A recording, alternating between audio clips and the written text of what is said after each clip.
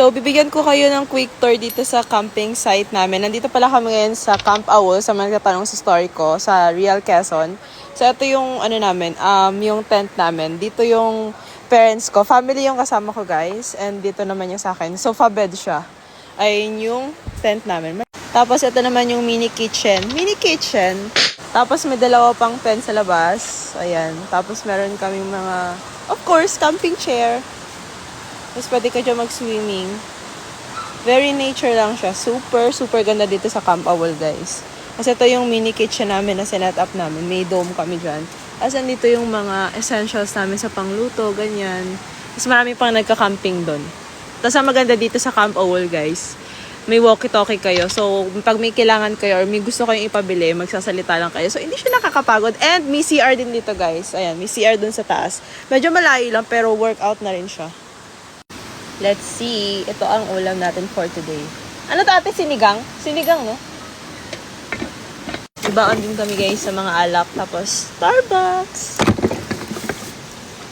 Tapos, dala rin namin guys. Sa mga nagtatanong pala ng link doon sa unboxing na ginawa ko. Ito yung Aura-Share. Ito yung fan. Diba? Ang cute. Ilalagay, puntahan nyo na lang pala yung upload ko sa Facebook. Makikita nyo lahat ng link. Nilagay ko na doon. Kung saan nabili tong mga camping essentials namin. Ayan. Mga electric fan, sobrang ganda ng quality pero hindi sobrang mahal. So, perfect. Tapos, dala namin yung EcoFlow namin. Ito guys, generator siya.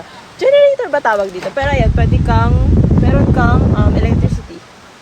Kaya guys, kung naghahanap kayo ng magandang camping site, dito kayo pumunta sa Real Quezon, sa Camp Awol. This is not sponsored.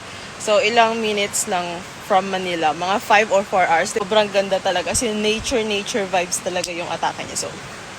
So, 4 days kami dito sa Camp Awol and sobrang ganda talaga dito. Ang dami mong magagawa. Pwede kang mamingwit, mangisda.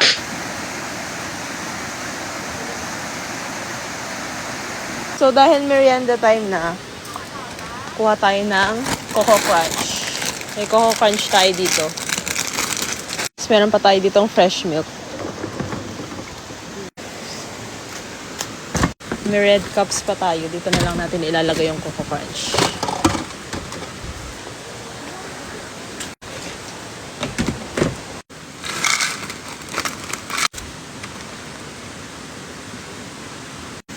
Wala talaga ng baon namin guys. Inuubos namin para wala na kaming iuwi na pagkain. Tapos binibigay namin sa mga staff dito kapag may natirang mga pagkain. Papa, pabigay nga kay mama. Coco Crunch. Tapos guys, kapag hapon, pag wala kaming ginagawa, wala, nagpipip-pip na. Charis, hindi, ito. Ayan. Pag wala kaming ginagawa, nandito lang kami sa tent. Ayan. Ito yung tent. Malaki to guys, yung tent. Ayan.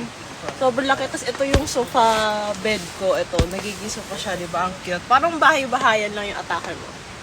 Tamang nood lang kami guys, ng YouTube, ng camping vlog. Ayan.